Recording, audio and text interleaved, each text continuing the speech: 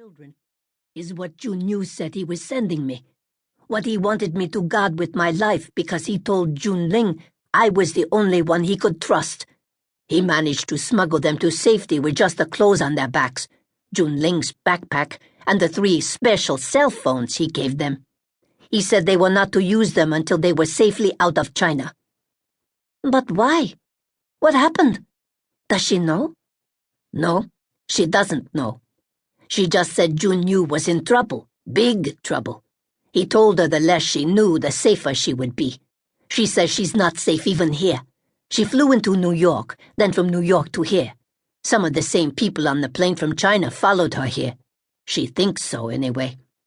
It's possible the people she's referring to had Washington, D.C. as their final destination, just as it was her final stop. As you can see, she is petrified, as are the children, and her English seems to have deserted her for the moment. Not surprising, given how upset she is.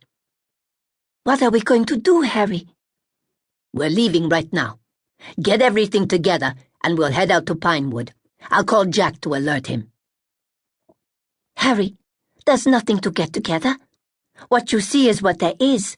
They arrived like this. Does she think they, whoever they are, followed her here to the dojo? Another rapid volley of Chinese.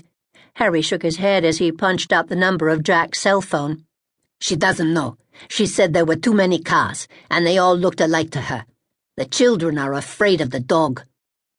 Harry was surprised at how calm his voice suddenly became when he heard Jack say hello. Jesus, Harry, I've been counting the minutes till you got home.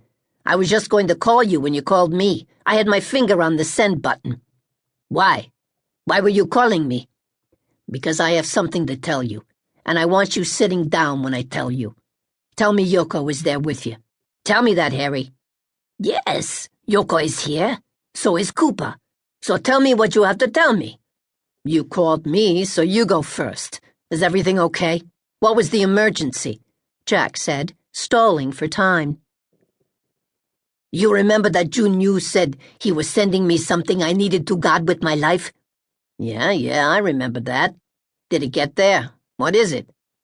His wife, Jun Ling, and there's 2 kids, Hop and Gun. They're sitting here in my kitchen. They came with only the clothes on their backs and special cell phones, whatever the hell that means. Jun Ling said some of the same people who got on the plane with her in China traveled all the way with her to Washington. Asians. She came through Kennedy and New York to Dulles. She said Jun Yu managed to smuggle them out. I want to bring them out to the farm, but first I want you to call Jack Sparrow to have his agents give us an escort. Then I want you to get in touch with Pearl, so she can take this little family to safety via her underground railroad. Can you do that, Jack? Well, yeah. I have you on speakerphone. Annie and Myra are on it right now. Don't open the door to anyone, Harry. Do you hear me? I'm not stupid, Jack. What did you want to tell me? I don't think this is the time and the phone. We can talk when you get here. Tell me now.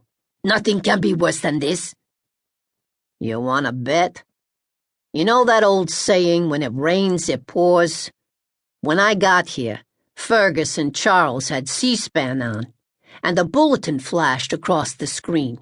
Just a bulletin, Harry, with no details. Okay, I get it. A bulletin with no details.